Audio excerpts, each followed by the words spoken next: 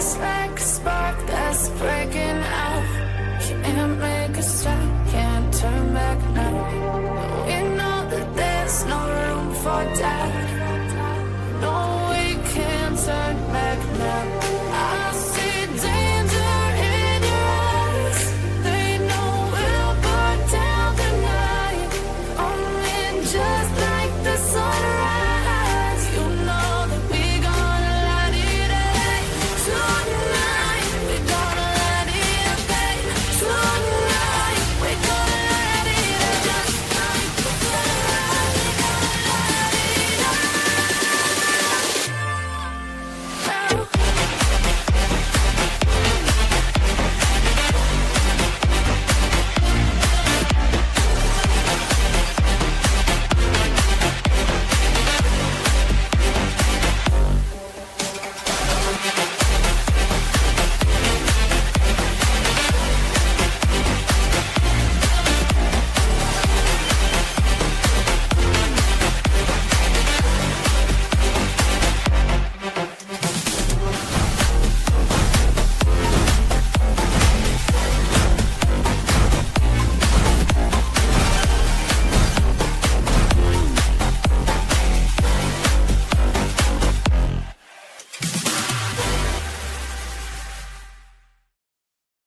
Hey, welcome to the HVAC Guide live show where we talk about all things HVAC, air conditioning, heating, all that fun stuff.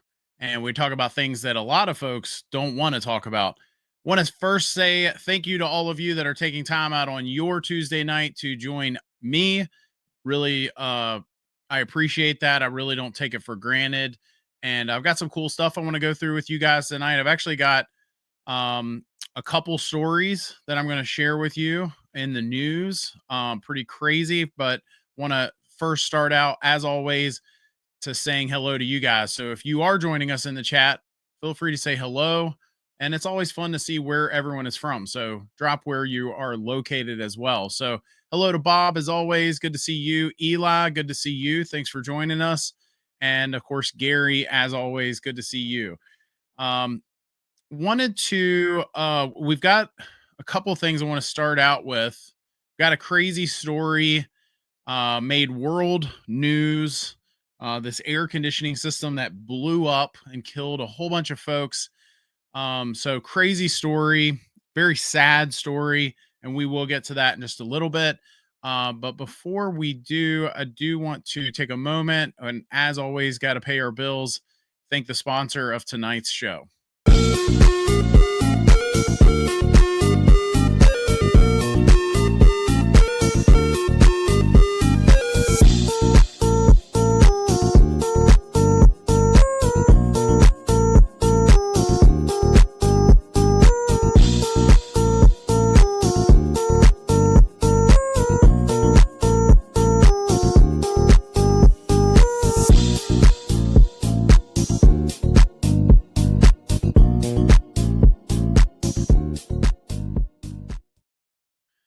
I dropped a link in the notes to Millstone Bookkeeping. For those of you that don't know, Millstone Bookkeeping is owned by my one and only wife, and she is really good at what she does. She does all of our books. I was actually talking to another business owner today about how much money she's been able to save others. And if you are a small business, she specializes in helping small businesses.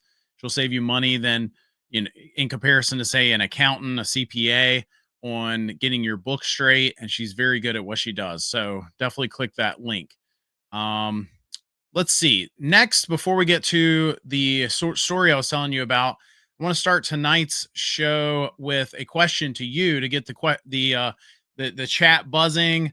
And I always like to ask you guys a question. So for tonight's Josh's question for you.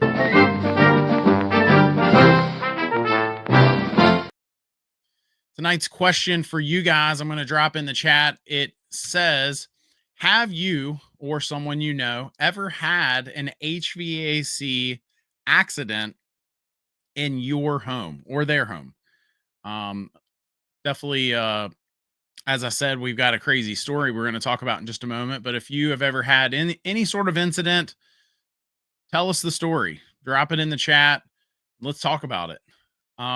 Let's see. Eli says, what type of Freon is on the system? I assume you're asking about the story that we're going to talk about. We'll get to that in just a moment here. Let me see if I can get my screen moved over so you guys can see that. And it's on a website that I have never been on before. Let's see, make my face a little smaller here. And the website is boarddaddy.com. Boarddaddy.com. I do want to warn you before I read this story that there are a few parts of this story that are somewhat graphic. Some of the wording they used, I don't know what the right word is, maybe a little bit brash. So I just want to go ahead and warn you on that. If you're sensitive to any of that, I want to go ahead and warn you.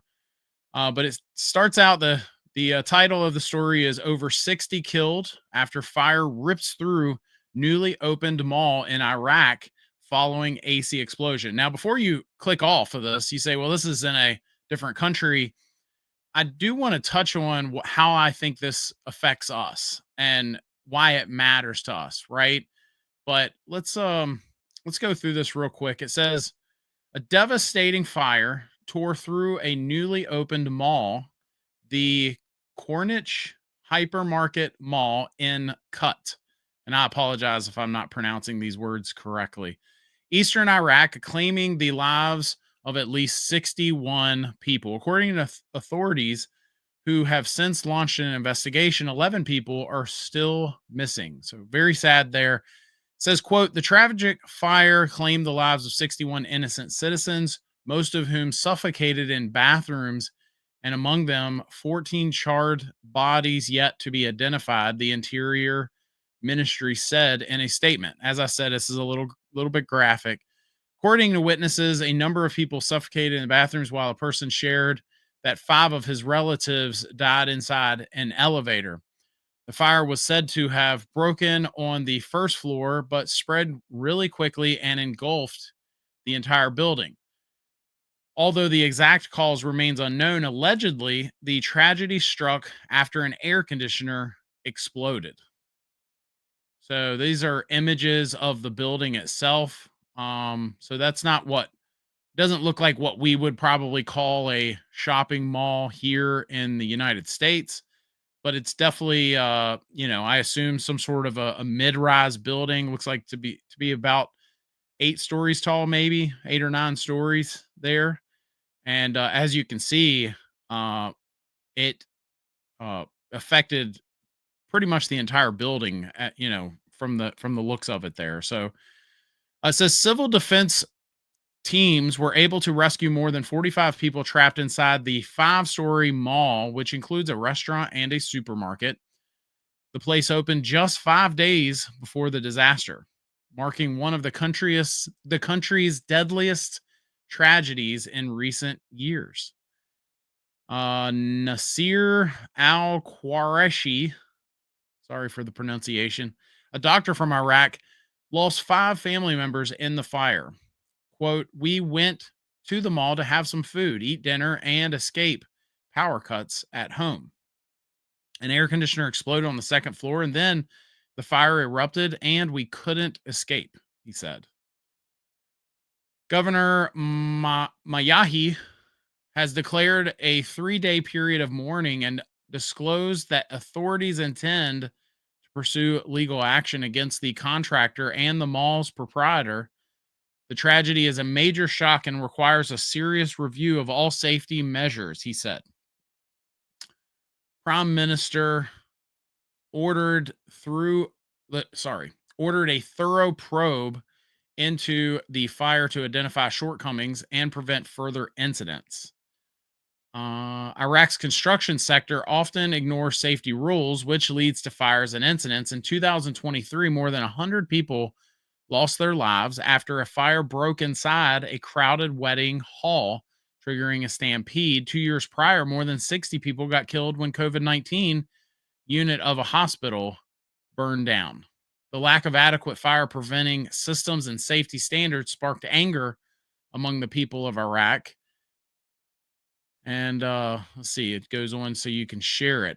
Let's see. I have not watched this video, so I don't know what we're about to see, but let's see what this video is all about here.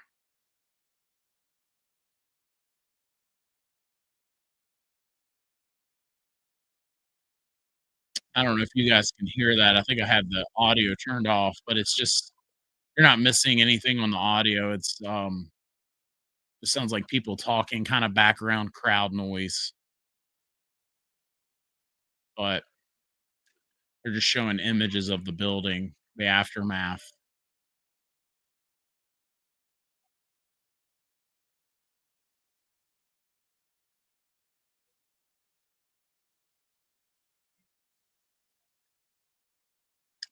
Okay. So yeah, pretty sad there. Um I do want to say because I think again was this in a different country? Yes. Could we argue that the safety standards might be different in this country versus say those in North America? Probably.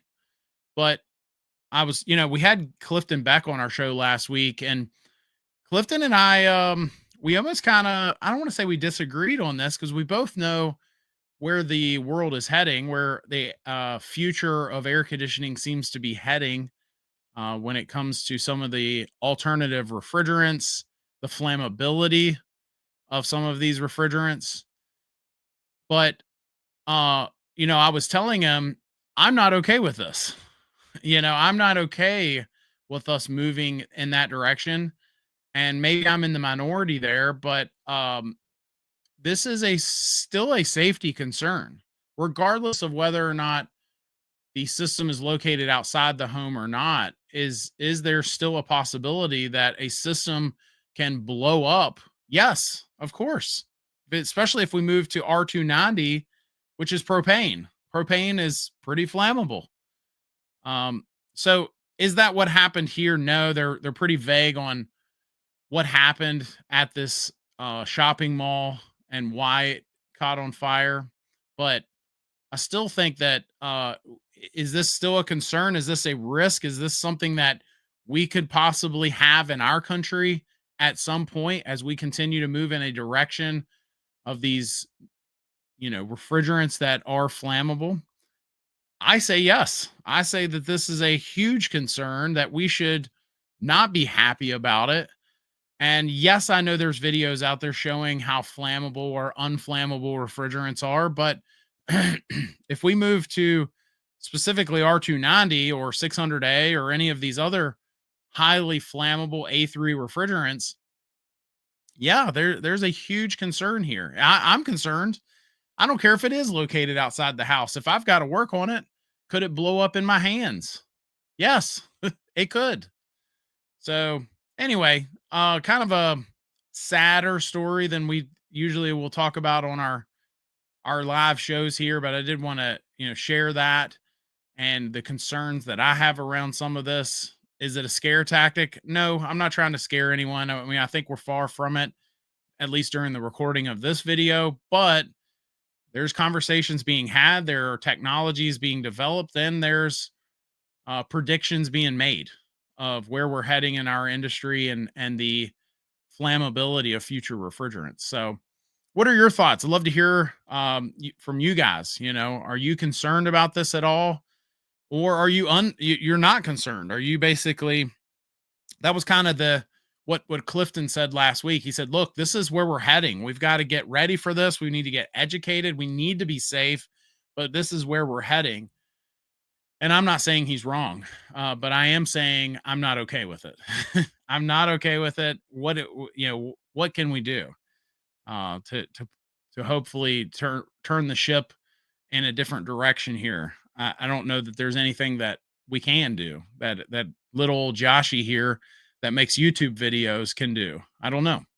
It's but it is concerning. Eli says, I put my hand on the capacitor for accident. Well, that's not good, especially if it's DC voltage, right? Those of you that have ever replaced a capacitor, as we move towards inverter systems and we have DC voltage being stored in some of these capacitors, It is a huge safety issue. In some cases, hundreds of volts are being stored. Now, does it bleed off in most cases? Absolutely, right? And if you pop the cover on a mini split or an inverter system, and you were to take your probes and put it on the board where the capacitors are located, in a lot of cases, you'll literally watch the voltage bleed off because those systems are meant to do that, and they'll bleed to ground and make it safe for you to work on, to whether you're replacing the board or just simply testing things. I replaced an inverter board today. I posted a couple pictures on the YouTube channel and the Facebook page, but it's a real concern there. So be careful, Eli. Be careful. Frost says, "What did I miss? Not much. Just we just kind of getting things going. We did go over a very sad story of a shopping mall that exploded from an air conditioner. So pretty sad there. But yeah, back to our question of the night. Have you or someone you know ever had an HVAC accident in your home or their home? Love to hear about that. Let's see. I've got another story I want to share with you guys that I thought was interesting. And I didn't make it our feature story tonight because it's something that we've covered before. But I thought that just hearing the perspective of another contractor in the trade was interesting, to say the least. And of course, we're talking about the AIM Act, the change to these new refrigerants.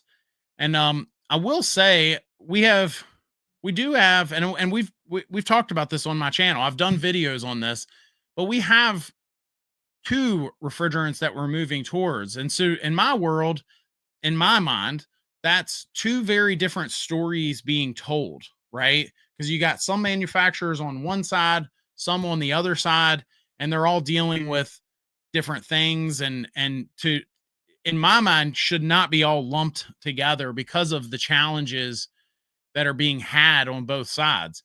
But I say all that because this story, they did lump them together. And I think that's important to note.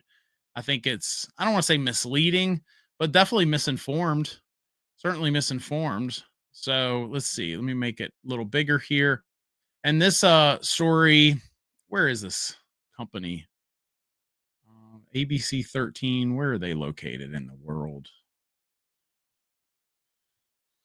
North Carolina, Arden, North Carolina. Where is Arden? Is that, I've never heard of it, so it must not be that big of a company or city. Arden is near Asheville. Okay, gotcha. Okay, so on the western side of the state, just south of Asheville, is where this story, if not this news organization, is located. But it says the AIM Act, and for those of you that don't know what the AIM Act is, it's essentially the step down, the act that is in place, the law, if you will, that the EPA has a timeline of things. And as long as nothing changes, because it could, things could get sped up. But for now, every few years, every couple years, it gets stepped down a certain percentage. The HFC refrigerants do. And that affects 410A, but it also affects these new A2L refrigerants as well. They are HFC refrigerants too. And so the AIM Act, in 2021, I think it stepped it down 10%. 2023, let's see. Let me see if I can pull that up so you guys can see that. AIM Act images. Let's see if you guys can see this. So yeah, 2024 stepped it down 40%. And then by the time we get to the year 2036, we'll be down to 15% of original production. So that's what the AIM Act says. And it says the, oh, sorry, you guys weren't on the right tab. This is what the AIM Act looks like. Yeah, so 10% 2021, 40% 2024, and then all the way down to 15% of original production by the year 2036. So you guys can see that. Okay, so back to our story here. AIM Act impacts on local HVAC businesses transitioning to new refrigerant standards. And it says, as the summer heats up, air conditioning companies are feeling the effects of regulations from the EPA. Air conditioning service manager Brian McDonald said he's worried about getting a product his business relies on. We've been on back order for probably 12 weeks, McDonald told News 13. He is trying to get the newly required refrigerants for air conditioning units. The company he works for, Mountain Air Mechanical, got lucky and ordered bulk in advance. So they ordered a bunch of this is one of the companies that heard there was a problem, and no offense to them, but they may have even made the problem worse. Now they've got to do what they've got to do to take care of their customers. So I'm not faulting them, but it did make the problem worse. If we have a shortage and then a whole bunch of companies buy all this stuff in bulk to say, oh my gosh, there's a shortage. Well, we need to make sure we're prepared, and they buy a bunch of it, and it kind of made the problem worse. So he says, so far we've had enough.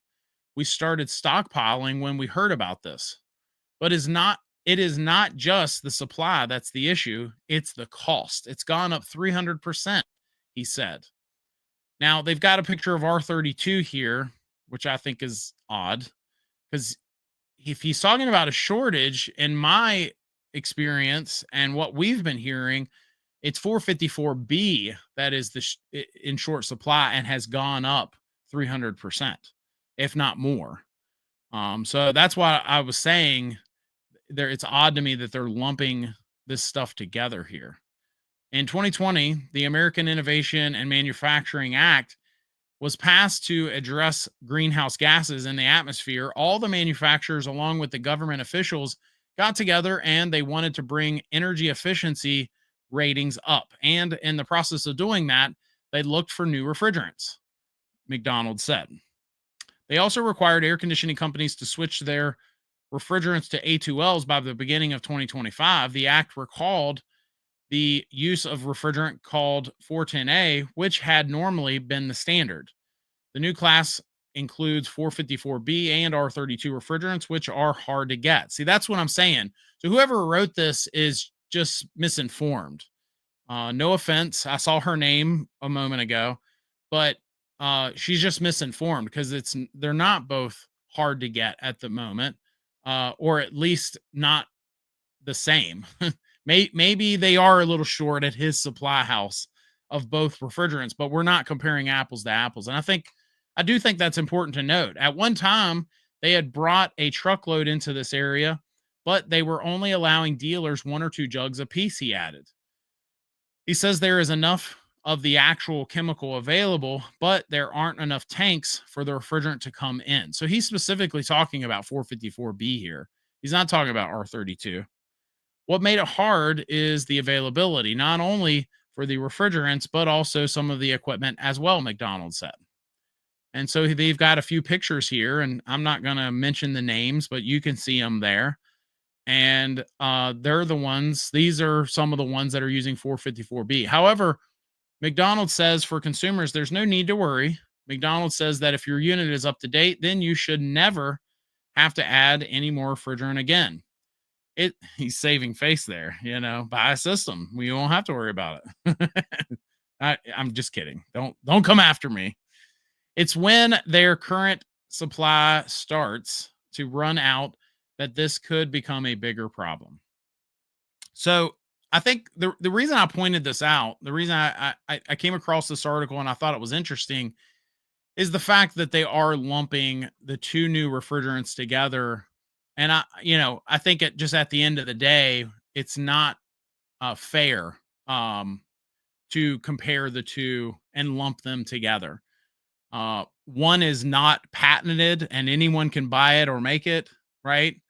And then the other one is. It's patented. It's been in short supply. It's gone up in price, and people have gotten wealthy off of that shortage. And now, because of that, we have companies that are putting 410A refrigerant in a 454B system. Now, that's a problem. Like it or not, that is a problem. And to me, it's just not the same to put them together. So let's see. You guys have finally gotten going in the chat. Let's see. Frost says an explosion. How the heck does that happen? Amen. I hate these stories when they are vague and they don't tell you why it exploded. Especially something like that. And they do know why. Let's be honest. If they don't, then call Frost here and he will come do your job for you. And he will, you can pay him to tell you why it exploded. How about that? Eli says, I'm not worried that we are changing Freon for better ones. What worries me is when the technicians don't do the installation properly, and that could put the employees and the owner of the house at risk. I agree.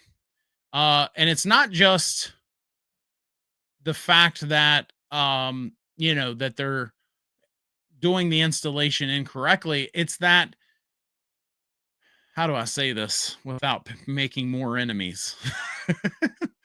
I've made enough in our trade. Read the instructions, people. It's unbelievable to me how many folks, this is a new refrigerant. It's new to you. I don't care how long you've been doing this. Oh, I've been doing this for 30 years. I don't care. You have not been working with these new refrigerants for 30 years because they've only been out for at best a few years. For many of us, they've only been out a year. But if you happen to be in Florida or one of the states that approved these A2L refrigerants sooner, way back in, I think Florida was as early as 2021, then fine. But read the instructions. That's what drives me nuts. Is when these guys, they're know-it-alls and they won't read the instructions. Just drives me nuts. 454 is not better, Frost says. Eli says 454B is generally considered a better option. By who? I don't know where you got that information. It's not a better option. I've done videos on that. But I digress. 454B is generally considered a better option than 410A for new HVAC systems due to its lower environmental impact and comparable performance. I'll be quiet on that one. Frost says only this it has going is lower GWP. Otherwise, it has PFAs, forever chemicals. In fact, so does 410A. Both of them have PFAs. They're toxic, and they're being banned in other countries. That's not you can Google that.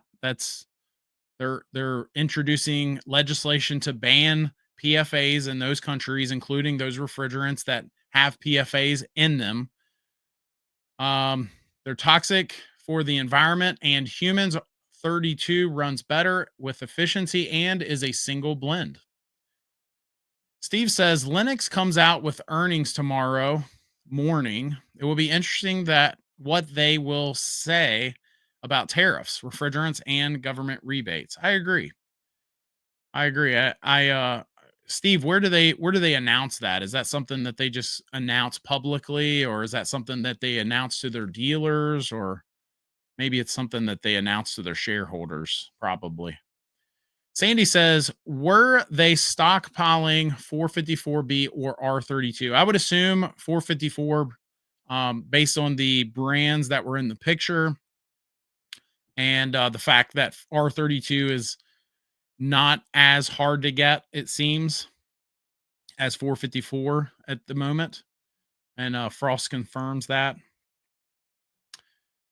Ken says, y'all realize that GWP is literally just carbon content, right? Maybe you know something I don't. As it's been explained to me, GWP is a number that they attach to it. The higher that number in comparison to CO2 is the higher the GWP. It's worse for the environment, supposedly, right?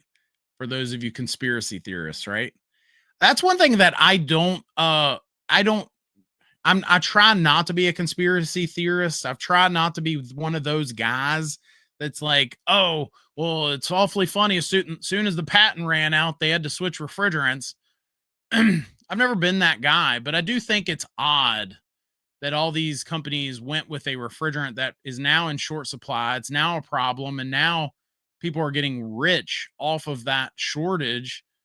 And simply because they say, well, it's supply and demand. No, well, no, it's not. You created this shortage. The supply and demand is when the market determines that something is more valuable. It's a larger demand because it's in shorter supply. I mean, we all learned that in third grade, right?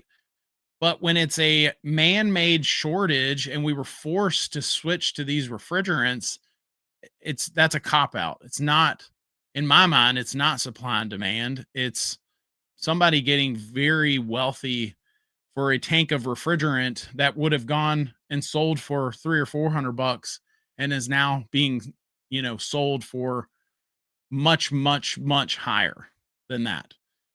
So very concerning. If you're not concerned, I mean, it's right under our noses right here, right? Ken says carbon is in literally every biological entity. More carbon gets kicked into the atmosphere from wildfires than if every AC system in the world started leaking at the same time. As far as efficiency goes, variable speed systems are available and moving the market toward 0 to 10 VDC, variable speed motors, to cut down on systems running full speed all the time. Frost says, yeah, I like the sound of that. I'll go and figure things out there. Buy that man a plane ticket. Hey, Ryan, good to see you. Welcome to the show. I started the show out, Ryan, and I don't know if you guys see it on your end, but I don't know if y'all see that, but if you look right there by your names, I don't know what this is new to me. Maybe it's been there and I just haven't noticed it, but do y'all see that little crown with numbers by it?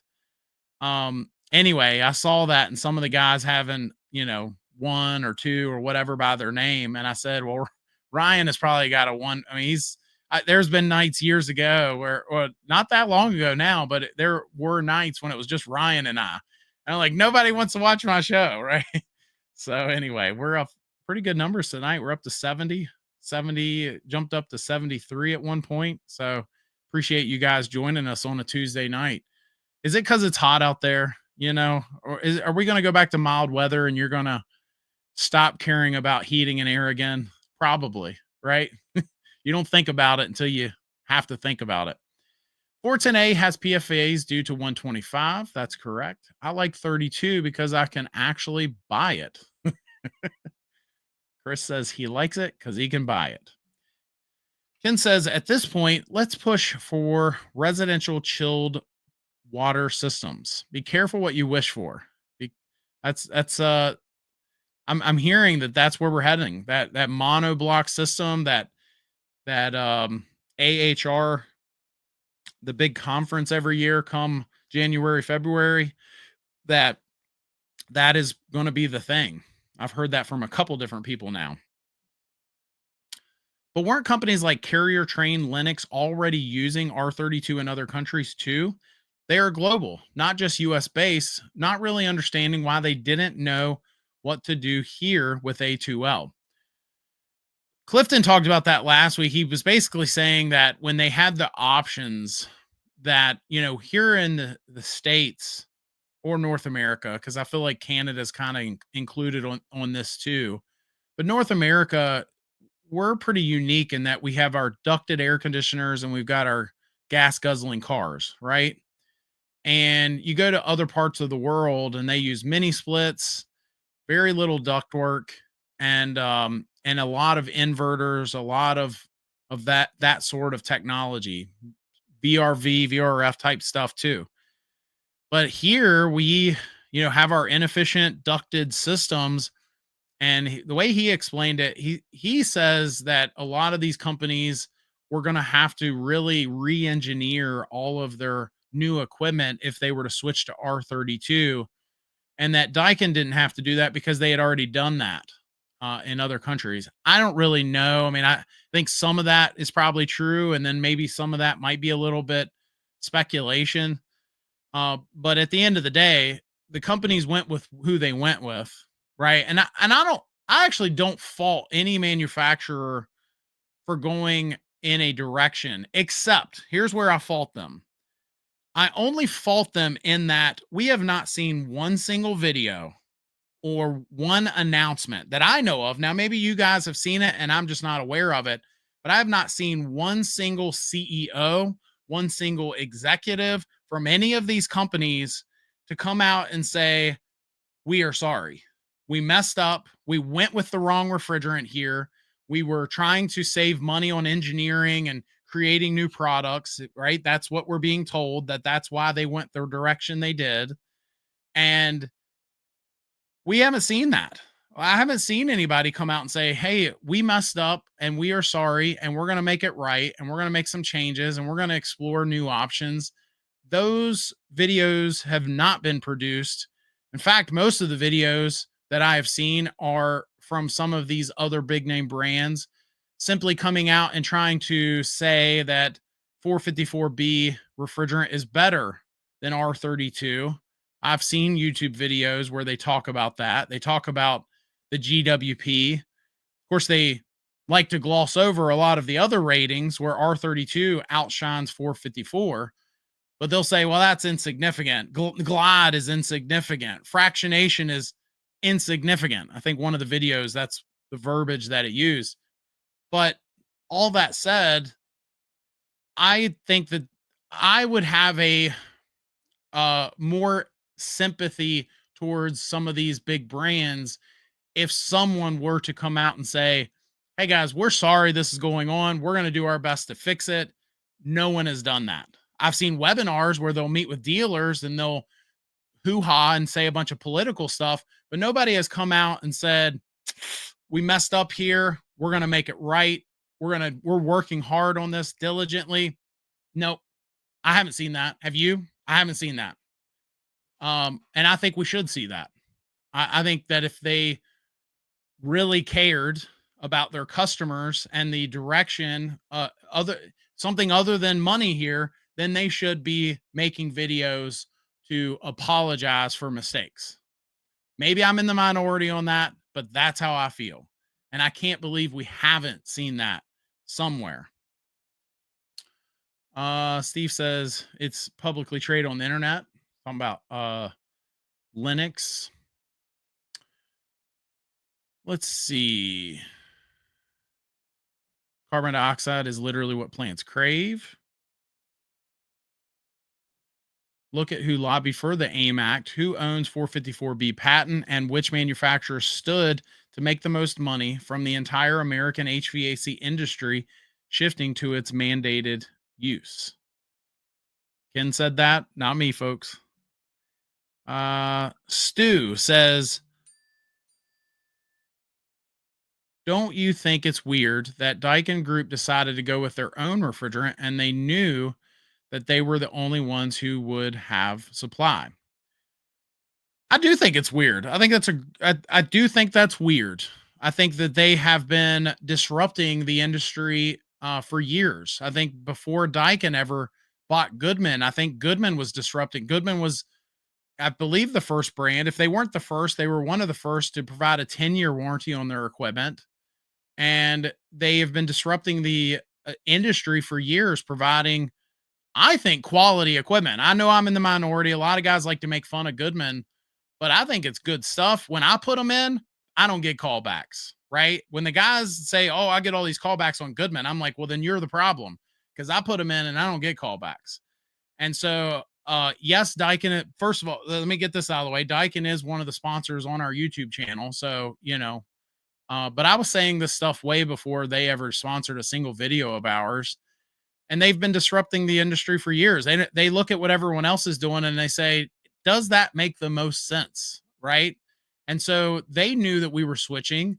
They knew that there were other options out there and they looked at R32. Now, did they own some of the patents on how to handle it or manufacture it. I don't really know what the patents were that they owned, but whatever they were, they released them, allowing everyone to be a part of, that and use that refrigerant. And as some of you have already pointed out, a lot of these other brands were using R32 in other countries before North America made the switch. Before the AIM Act started, they were producing R32 equipment in other countries over in Europe. And so, yeah, I do think it's a little weird. I think it's a little weird that they're the only ones that seem to be able to think for themselves. Zing. Sorry. Uh, oh, Josh, you're just saying that because they sponsor some of your content. No, I was selling their equipment years before they ever sponsored a single YouTube video because I liked that they were producing good quality equipment and they didn't care what everyone else is doing. Right. I think they're now number one in the world for a reason. They have decided that they're going to do things a little different and they're not going to follow the crowd on this. Hopefully that continues. Hopefully for years to come we see all kinds of cool stuff. But you know how capitalism is. Hopefully we see lots of companies out there produce really cool technologies, hopefully some budget friendly options for us in the future.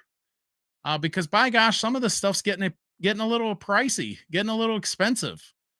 And your average homeowner is having a hard time buying it. So, I think that's what some of these brands need to start looking at. Not just one brand. I think a lot of the brands need to stop following the crowd and start looking at, what are some of the options here? What can we create to help the market instead of just following the crowd and getting fat, rich, and happy? Anyway, y'all done got me started tonight. It is new. I was going to ask you, Josh. Let's see. It's ranking your commenters. Yeah, I don't know how that works though. So I don't know if you guys talk more, if that number goes to 1, or if you do the super chat thing, which is basically like YouTube has a way for you guys to be able to give to creators that you like their content, right? That's what that is. So you can do like a super chat or whatever. So I don't know if that makes that number better. I don't know. Frost says, see, that's completely false. Daikin is sticking with what they already make around the world. Train Carry and Linux use 32 overseas since 410A was phased out way before we did. Right. That's kind of what I said. I thought maybe not. It's kind of the point here. All these other brands were using R32 elsewhere. And then the whole thing that I was talking about, how some of the brands were saying they switched to 454B because they wouldn't have to re-engineer everything. That's just information that was told to me. I didn't come up with that. That was something that was told to me. True or not, I don't know. But I think, I hope we can all agree, every business, some that we've mentioned, some that we haven't, every business is probably going to make the decisions that they make based on one thing and one thing only. That, right? Right or wrong. I don't think any of these brands not many of them are making decisions to, help the environment at the, all I'm saying is they're not going to help the environment if it means they're going to have to go out of business tomorrow. Right? That's fair. I think that's probably pretty obvious to many of us. Ken says, my business hit a brick wall because of the price hike and shortage. Sorry to hear that, man. Hopefully things turn around. Plus, this tank shortage is BS. 32 uses the same tanks, yet there is no supply issue. They're just blaming Daikin. I have actually heard some brands blame Daikin and or whoever, saying, oh, well, obviously, if they can get tanks, they must have bought them all up and made this worse. I don't know. I don't get into all that. I just think it's crazy. Why did they phase out 454 in other countries? I'm not aware of that. I know 410A has been phased out in some other countries, even before we did it. When we started introducing 410A to our country, there were countries looking to ban it already. So we're always late to the party here. Larry, good to see you, buddy. as always. Ryan says Navien has a water cooled cube style heat pump they showed at AHR this year. I think it comes out in 2 or 3 years. Very cool. I think we're going to see all kinds of cool stuff coming out, especially when it comes to the hydronics, when it comes to, the air to water technology. It'll be interesting to see, as we move forward. Uh, this channel should be pretty, uh, you know, pretty full of content, plenty of things to make content about over the next few years, I'm sure. But those global companies were already using 32 overseas. Yappering says, bring back R12. Bring back R12. Ryan says, hey, Josh, for laughs only, it's time to update your website. Linux is finally allowing homeowners to look up. I think they even register their own warranty. You won. I don't know if I won, but the last time, let's see if we can. I'm going to check behind you on this, Buddy Rowe. I believe you. I just want to see it for myself. So those of you that don't know, if you go to my website, newhvacguide.com, that is my website. And if you scroll all the way to the bottom, you can click right here and check your warranty of just about any brand. So if you click there and all these brands right here, you should be able to click it, put in your serial number and check it. And Ryan is saying that Linux, you can now go check your warranty. So let's see. Linux HVAC warranty. And for those of you that don't know, Ryan is bringing this up because I did a video on how Linux would not let you check your warranties. Okay. Linux warranty lookup, serial number, where to find your serial number. It looks like you're right, pal. About time. About time. I did a video on this like 2 years ago, I feel like a long time ago. So it looks like you're right. I do need to update my website. Looks like if I had a serial number, I should be able to put it there. Man, I wish I had a Linux serial number. Linux heat pump data plate. Let me see if I can find one online.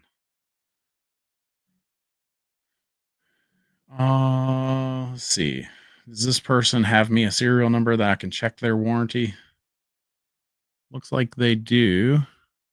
Looks like an old system, though. I wonder if there's a newer one. Let's see. Okay, this looks like 2019, maybe. Okay, so I should be able to put in this serial number, 1919 H16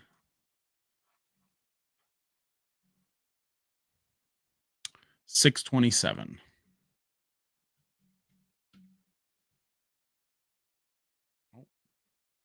Serial number, installation date, limited parts warranty, 5 years, extended parts warranty expiration, 2029. You are right, my friend. Wow. I don't know if I won, but it's nice to see that they have now made it to where you can check your warranty. So that is great to hear. And I will take that video down. I'm going to have to remember to do that. So good on them for fixing that finally. For the longest time, you couldn't, if you had a Linux product, you'd have to have what was called a pro account just to check your warranty. So I don't know if you had to be a contractor or how you get a pro account, but it's nice to see that just like a lot of the other main brands, you can now check your warranty with them. So good to see. That's great. Thanks for letting me know.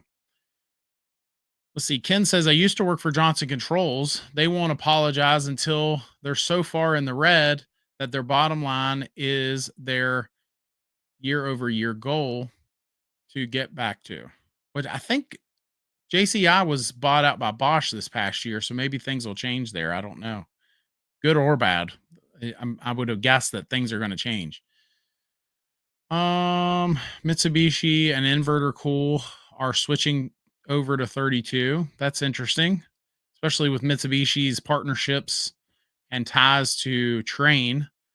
So that'll be interesting to see if that's true.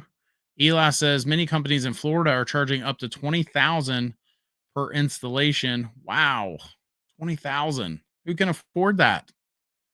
That's crazy. Let's see.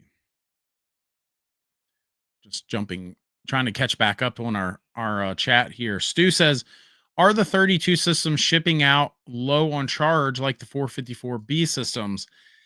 So I have heard mixed feedback on that. Um, the manufacturers have certainly not announced that, but I have heard feedback from some of our contractors, one in particular, that he is concerned with the amount of refrigerant that they're being shipped with. He also was setting TXVs before looking at airflow. So he was getting in there and messing with, the settings on the TXV before even, making sure the airflow was correct. And of course, dialing in his refrigerant. So maybe that's why he felt like he was adding so much refrigerant to systems. I'm not sure, but I have heard a little bit of mixed feedback on that, but nothing catastrophic. It's not. I haven't heard something industry wide for sure. What is the proper amount for 5-ton system heat pump? What is the proper amount? I'm not sure what you mean by that, Eli. Can you expand on that? Unless you're asking what's the price that you should be charged. And my answer to that would be to get multiple quotes. So Daikin is single-handedly pushing the industry to inverters and side discharge systems. Look at the portfolios for the major brands. They all have side discharge systems this year. Yeah, I don't know if Daikin is pushing that, if they're single-handedly pushing that, but they certainly are not behind on that. They have the Fit, and they have the new Fit Aurora, and they've got all kinds of options as far as that goes. And those of you that don't know, side discharge is, I think, a long time coming anyway. So if you don't know what side discharge is, if you imagine the traditional cube style systems where the fan blows out the top, imagine almost like a mini split where the fan blows out the front. That is what we would call a side discharge system. And they require less clearance. They, in some cases, are smaller footprint, right? Even if they're tall, smaller footprint. And I think we should have switched to those a long time ago. And I don't know why we didn't, unless it was a marketing thing. As I said, Americans are set in their ways. We like our gas guzzling cars, our ducted air conditioners, and we're willing to pay higher utility prices sometimes because of that, whether we will admit it or not. The market sometimes doesn't lie. If there's two systems out there and one's selling better than the other, right? Then that, should be noted. Oh, did I miss? Oh, I just haven't gotten to it yet. There it is. Okay. I see you, Larry. I'm getting to it, buddy. I'm sorry. Let's see. Trying to keep up on my chat here. Let's see. Ken says you nailed it. Good, man. We finally agree on something. Let's see. My Daikin system uses 414A. 414A. 414A. What is that? Some sort of R22 alternative? 414. Unless you meant 410A.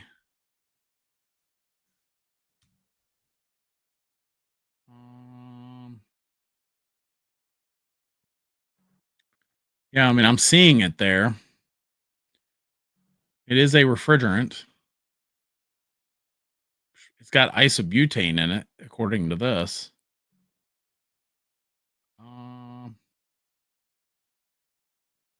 Yeah, a lot to go over and read through for that. There's so many refrigerants out there now. I go into a local HVAC supply house, and they'll have no less than 10 refrigerants behind the counter now, which is crazy. So I don't know if you meant to write 410A there. I can tell you that it shouldn't be 414A from the factory because I've never even heard of that refrigerant. So I assume you might have meant 410. Ryan says only the US and Canada are using 454B, I think. I'm not aware. I haven't really kept up on that, but I do have a friend in the UK that does systems, and I don't think he's ever seen R454B there. So, and that is one thing that I do think is interesting is if a refrigerant is so great and you think you're pushing it in our country where it's patented, why wouldn't you be pushing it across the world if it's so great? Just I don't know, just kind of throwing that out there. Ken says it's more on the more you chat, the higher your rank. Um Tuning in from Central California. Good to see you as always, Brian. If I super chat, I get 250 XP during this chat. Okay, so you guys were talking about the chat.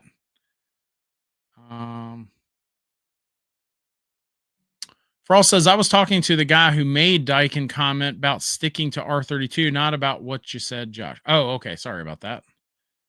I'm very behind on the chat. You guys have been rolling tonight with the chat. I mean, rolling. As I get through this chat, do me a favor. And we all know there's bad apples in our industry. If you know a good apple, if you know a good heating and air, electrical or plumbing company, drop their name in the chat and where they're located, and we will highlight them on the screen right down here as I make my way through the chat here.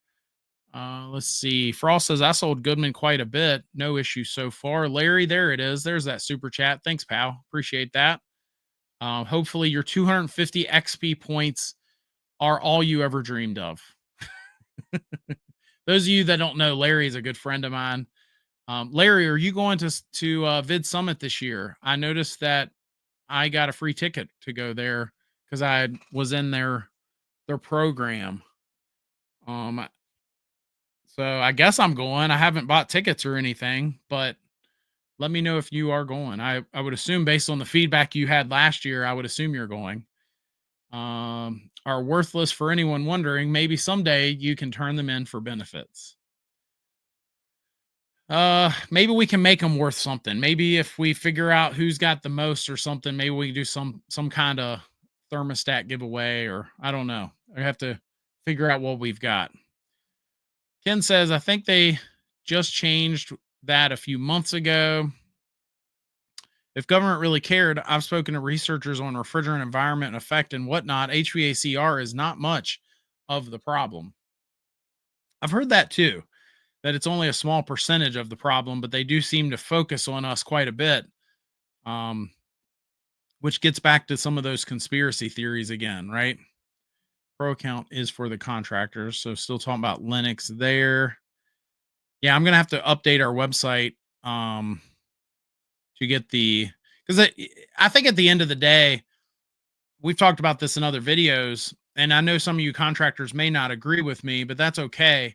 I think a homeowner should be able to check their warranty regardless of what brand it is, because if they can't, it opens the door to those that are bad apples in our industry. So if you imagine Bobby's Heating and Air and Mrs. Jones has a system that's not working, someone from Bobby's Heating and Air could simply go there and tell Mrs. Jones, oh, your unit's not under warranty. And she has no way of verifying that if the manufacturer has no way for her to verify that, right? And it was literally the reason I put that on our website years ago, so that way folks could check their own warranties, have a place you could go to and check your warranty. And so that way you're protected. That man needs to remember his ABCs: airflow before charge. He actually said that to me over the phone, Frost. But I think some of these guys, they just move so fast and they need to take a deep breath, read the instructions, and then do what, as you're saying, check that airflow. I just heard that installers have to let the A2L systems run much longer on startup before dialing in the charge. I think it's about the same. I mean, I've heard that too from a couple of the guys, but most of those guys, I don't think that it's that it has to run longer. I think that it's new to them. So like a 410A system, they might have been used to the the refrigerant. They might have said, "Oh, I'm at 2-degree subcool, so let me add just this little bit of refrigerant to dial it in to get to my 8 degrees." And it was almost like repetition, and they had been using it for a long time, over a decade now. And now these refrigerants are probably making them kind of, slow down to actually make sure again that these systems, I would actually argue that a blended refrigerant like 410A versus 32, you would think 32 would balance faster because it's a single blend or single component refrigerant. Um, I But I mean, you still have to wait for it to equalize and all of that, especially if you're dialing in the subcool measurement and so on. Anyway, a lot of you homeowners don't care about any of that. Wonder if it's like that for 454. Sorry, guys. I'm going to just kind of skip through some of the chat here, make sure I hit the questions. My Daikin condenser has top discharge. My neighbor's home is only 8 feet away. So you see what I mean. I see what you mean, Bob. I see it. I see it. Larry says I'm patient. I'm just kind of moving through the chat here, guys. Ryan says super cool HVAC, Charlotte area. Shout out to those guys. Frost says agree is pretty good. Isaac, how do I pronounce that? Is that Satec? Satec Heating and Cooling in Edinburgh, Texas. Texas in the house. Frost says Air Brothers Mechanical in I'm gonna murder this. Ocala. Is that how you say that? Ocala, Orlando, and Tampa. Shout out to those guys. Larry says, yes, I'll be at Vid Summit this year. Sweet. I guess I'm going to be there too. It's October. Good. I need a little more time. We should catch up, Larry. I actually have some things that I'm doing that we should catch up sometime.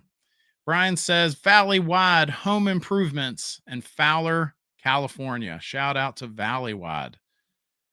Google Nest has announced that beginning in late October, software updates will no longer be provided for some of the earlier models of its Nest Learning thermostats. Not only is it not going to receive software updates, I thought that I heard, now you guys correct me if I'm wrong, and I should probably do a video on this because there's still a lot of Nests out there, right?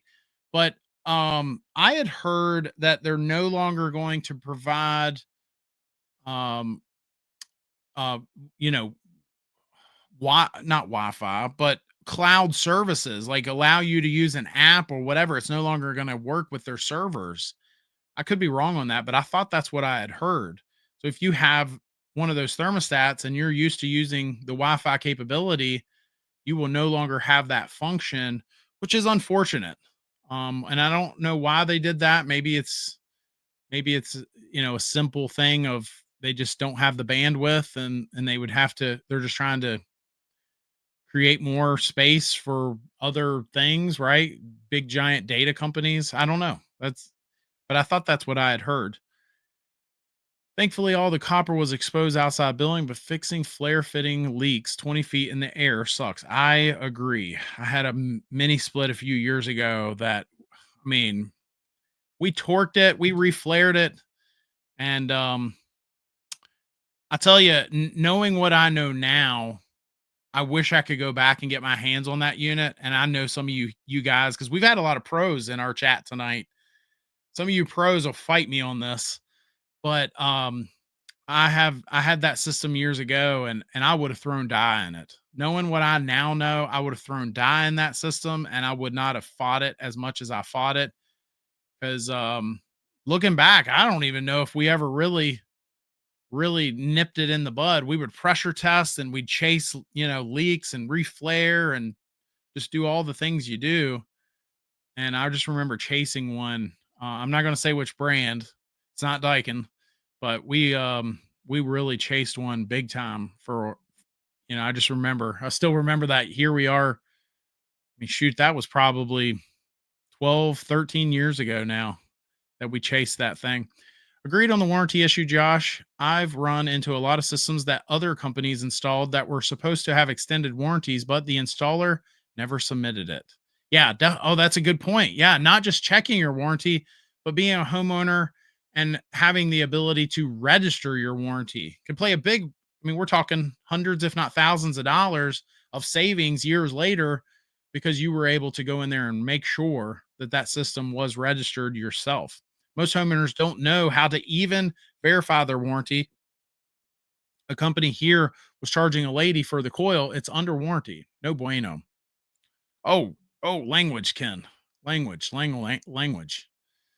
Um, Man, I appreciate you guys. We're going to be wrapping up here soon. I know we had Clifton last week, and it's always a pleasure to have him. I've got a couple other guests that we're going to be lining up.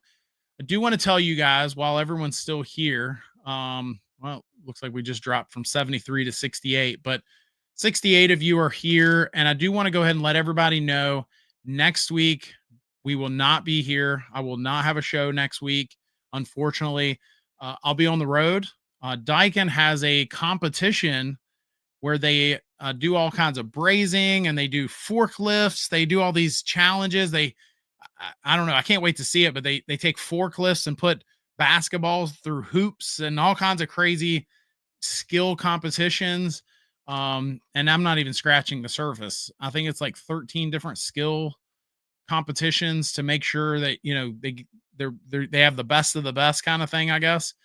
And they have allowed me, they're going to let me bring cameras. I think it'll be the first time that anyone from the public has gained access. I could be wrong on that, but I think it's the first time. And we're going to make a YouTube video on that. And that's where I'll be next week. I'll be down in Houston, and we will not have a show next week. So, appreciate you guys that are here. Eli says, I have a question. What do you think about working for home warranties and how they pay? I ask because I work for some of them. Eli, it's a really good question. I think, when I started my business, when you're starving, you'll eat anything. And we did home warranty stuff. And some of them were better than others. I never was in love with working with any of them. There was a couple that after doing one or two jobs for them, I would not work for them. My whole thing with home warranty companies is you're the one that's provided this warranty. You're the one that sold this homeowner a service. And now, whether you want to, honor that service is up to you. If you are a home warranty company and you want to renege on the opportunities that you sold a homeowner, then fine. If you're going to, not honor those services, that's between you and the homeowner. But when they didn't have the homeowner's best interest at heart, when they would ask me to make goofy Band-Aid repairs, that's when we would have problems. Because the way I looked at it was, I'm the professional. I'm here looking at the problem, and I'm telling you, I'll give you options. I'm not saying that I was so stubborn, but when you say to me, well, I don't even want you to repair that leak. I just want you to charge it and go. We're going to be their warranty is about to run out anyway, or something like that. That was some of the stuff that I had problems with. And so I think in theory, if home warranties worked like they should, then I think they'd be a great thing to have. I think homeowners, if they were to able to purchase a home warranty and have, a coverage to some degree on repairs needed on certain appliances, then I think in theory they would work great. But working for them as a heating and air guy was not fun. And I did a whole video on that, on the ins and outs and the problems that we were seeing and the things we were being asked to do. And I did a video on that. I mean, shoot, that video is probably 5 years old now. And I've been invited to talk on that subject on other shows because of it. I had another guy have me as a podcast guest talking about some of those problems. So, anyway, I have a friend that does home warranties and he loves them, So I think part of it is just knowing how to navigate that, know how to charge for certain services, um, and just figure out a way to be transparent with the homeowner on that, right? If the home warranty company is not going to cover something, having those conversations and being transparent with the homeowner is part of this too. So anyway, very long-winded answer. We did a video on that. Definitely check that out. Frost says equity companies suck. Eli says you think it's worth depending on them. I would not depend on them. No. In fact, I would, as I said, if you're starving and you have to eat stuff, as I said, if you're starving, you'll eat anything. But if you can figure out how to get your marketing off the ground, and not work for them eventually, most of the really good companies out there, if you find a good company, they don't work for them. They're too busy taking care of their customers and doing things the right way, and they don't work for home warranty companies. You nailed the pronunciation, Josh. Oh, good. Well, that's the first. Why are you okay with adding dye? Ooh, good question, Ryan. So I used to work under a guy that hated dye. And for those of you that are still here, I'm sorry our show is running late, but this has been a fun show. We've been rolling through the chat. You guys got slow started and then you got going here. So I am going to take a couple more questions and then we probably will wrap up. And then, as I said, no show next week. But why are you okay with adding dye? So I wasn't for the longest time. In fact, I learned under a guy that hated it. He hated going behind other companies that used it. I remember there being a job where it was all over his hands and all over his gauges. And he's like, I hate this stuff. So I didn't use it either. We would always pressure test and bubbles and sniffers and all the other options that are out there. And it wasn't until I had a string of jobs and Griffin Air, my old company, we were in business for probably a good 8 years before we really started using dye on the regular. And I had a string of jobs, one in particular where a manufacturer said to me, add dye to that system because you're not finding the leak. Just add some dye in there. And I was like, will that void the warranty? And they were like, no, just make sure you're using the right stuff. So we added dye, found the leak, took care of it, and we moved on. And then there was a job that we pressure tested, couldn't find the leak, didn't think there was a leak. But it was one of those jobs where we went around and checked everything. We tried our sniffer, couldn't find anything. We pressure tested it, had it under like 500 pounds. And after 10 minutes, the needle would drop 10 PSI, but we couldn't find it. And we added dye, and by gosh, there was just this tiny little hairpin crack on the top of the reversing valve. And I remember that day, I remember exactly where I was. And I remember telling the guy that worked with me, I said, we would have never found that without dye. We never would have found that leak right there without it. Now, I know some of you super techs, will probably disagree with me and they'll say, I would have found it. And maybe you would have. But I fell in love with it at that point. I was like, instead of chasing my tail here, let's just add it in there. Let's find the leak, get the customer straight and move on. And stop asking customers to throw money at these problems when we can just find the leak and take care of it. Right. So that's kind of my thought process on that. Bob says he found nameplates removed or scratched. No bueno. I'm prior military. Oh yeah. It honestly, I'm not offended at all, Ken. I just know YouTube is weird about that. So just, yeah. So if I ever see those words, I try to get them. I try not to put them on the screen at all, but yeah, so no problem at all. In fact, if you met me in my personal life, I mean, it would not be a problem at all. But Garth says, if propane is lower GDP than current refrigerants, then why does California hate natural gas so much? The two are about the same, yet they in California claim global warming. I tell you, not to get political, but natural gas specifically has been odd to me because I do remember years ago getting into this trade, and there was one side that was all for natural gas, and they had lobbying and they were pushing for natural gas. And now that same side is now against it, and they're trying to ban furnaces that use it, and they're trying to do all these things. So, whole other topic, Garth. I mean, who knows all the ins and outs of that, but I do think that's interesting that the way that specifically has panned out. Yeah. Oh, I don't know if you guys can still hear me, but my camera just shut down. I think it's overheated. And that's okay. We are going to go ahead and wrap up. I do just want to again say appreciate all of you, especially those of you that join me every week.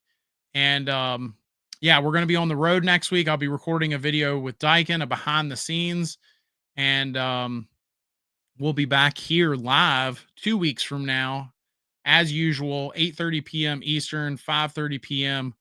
Pacific. Appreciate all of you. In the meantime, make it a great, I usually say make it a great week. Make it a great 2 weeks. We'll see you soon. Take care.